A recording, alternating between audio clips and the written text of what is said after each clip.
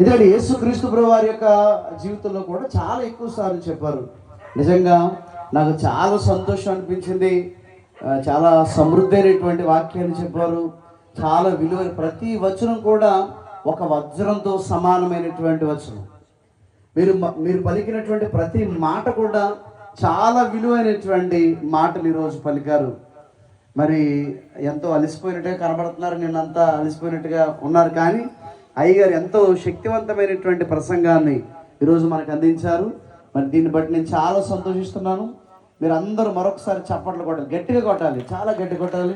మరి అయ్యగారు చేసినటువంటి సూపర్ సార్, కౌగిలించుకోవాలి సార్ ఒకసారి. చాలా అద్భుతమైనటువంటి ప్రసంగం మరి అయ్యగారు చెప్పారు. మరి వారిని నేను చాలా ఎక్కువగా ప్రేమిస్తాను, మీ అందరికీ తెలుసు.